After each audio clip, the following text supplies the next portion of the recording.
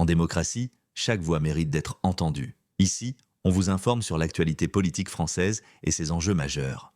Le mouvement Incel, involontairement célibataire, est souvent cité dans les médias et les débats en ligne, entre controverses, radicalisation et solitude masculine. Mais que recouvre réellement cette communauté? N'hésitez pas à donner votre avis dans les commentaires. C'est par des messages violents diffusés sur les réseaux sociaux que le suspect aurait été repéré. Il a été arrêté la semaine dernière aux abords de ce lycée de Saint-Étienne où il était scolarisé en classe préparatoire.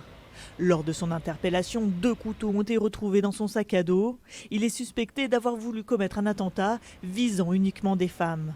L'individu revendique son appartenance à la mouvance Incel, une abréviation anglophone signifiant célibataire involontaire. C'est un mouvement qui est apparu en Amérique du Nord et qui a été pas très développé pendant des années. Et puis quand il y a eu le mouvement MeToo, il y a eu ce qu'on appelle un backlash, donc un retour de bâton. Et des mouvements antiféministes ont eu beaucoup plus d'écho, ont recruté de nouveaux adeptes. Et c'est donc à ce moment-là que le mouvement Incels est apparu et est revenu sur le devant de la scène. Le suspect est incarcéré, mis en examen pour association de malfaiteurs terroristes en vue de la préparation d'un ou plusieurs crimes d'atteinte aux personnes. Un scénario réfuté par son avocate. J'ai rencontré un adolescent qui souffre et non un combattant qui se prépare à l'action.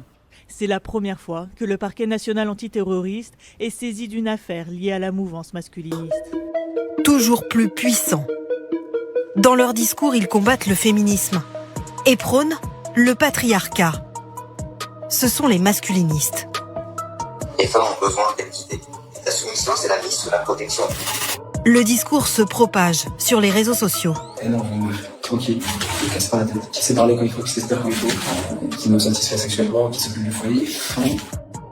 Adopter un comportement, mais aussi une apparence physique.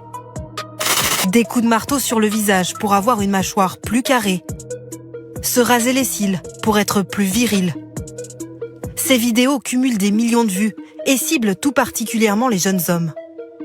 Certains vont même jusqu'à proposer des entretiens pour apprendre à séduire. Nous avons fait le test avec l'un de nos journalistes. Une conversation gratuite de 30 minutes, durant laquelle il va apprendre à être un homme. Un vrai. Salut. Je m'entends bien. Un homme qui sait se battre, donc c'est un homme qui procure la sécurité. Un homme qui a un physique musclé, encore une fois, c'est un homme qui va donner de la sécurité. Donc toi, tu devrais te mettre à la salle ou à un sport de combat. Idéalement les deux. Et il a une idée très claire de ce qu'attendent les femmes. Un homme qui les domine. Les femmes ont besoin d'être guidées. Parce que là, on construit la famille. Parce que là, ta copine est soumise à ta protection. C'est quelque chose de positif pour une femme d'être soumise à la protection d'un homme. À la protection financière, physique, à la sécurité. Ce discours se propage chez les adolescents, souvent mal dans leur peau. Des jeunes qui pensent trouver dans les arguments masculinistes la raison de leur célibat. Principale cause de leur souffrance, les filles, qui les rejettent. Ils se nomment Incel, en clair, célibataire involontaire. C'est le cas de Thomas, 24 ans. Bonjour. Il y a 10 ans, le jeune adolescent isolé passe beaucoup de temps sur ses vidéos de masculinistes. J'avais l'impression que les filles ne m'aimaient pas parce que je n'avais pas une mâchoire carrée, parce que j'étais en sous-poids, parce que j'étais pas très viril. Je sais que ces discours-là orientaient mes complexes dans une direction un peu de si jamais tu es un loser avec les filles, c'est parce que tu n'es pas cette version de la masculinité que finalement presque personne n'est.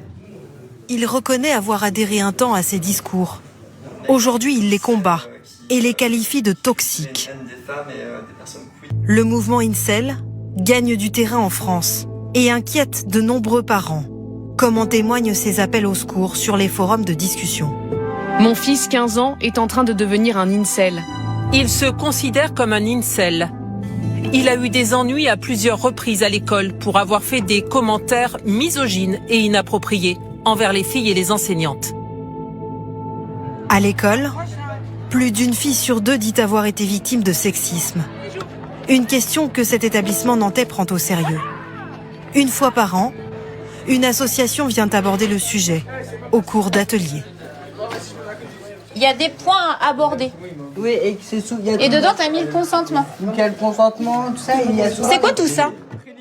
Certains élèves ont conscience qu'ils peuvent parfois véhiculer des clichés sexistes quand on traite la question du consentement. ou de la tenue vestimentaire. Je trouve que c'est un respect pour du coup, son petit copain et pas forcément montrer son corps à tout le monde. Il y a quand même encore des garçons qui disent des remarques assez désobligeantes envers les filles ou ce qu'on devrait faire ou ne pas faire. Pour la responsable de l'association, c'est même avant l'adolescence qu'il faut aborder ces sujets. La masculinité forte et solide et la petite fille sage et la féminité douce, elle est encore extrêmement présente. Nous, on intervient auprès de CP et en classe de CP, on a déjà des comportements qui seraient problématiques si on les portait à échelle d'adultes. Lutter contre les stéréotypes, un enjeu majeur pour l'éducation nationale qui prévoit d'instaurer un nouveau programme d'éducation à la vie affective, relationnelle et sexuelle dès la rentrée prochaine. Merci d'avoir regardé cette vidéo. Si vous aussi vous souhaitez rester informé sur les enjeux politiques majeurs, n'hésitez pas à vous abonner à Citoyen.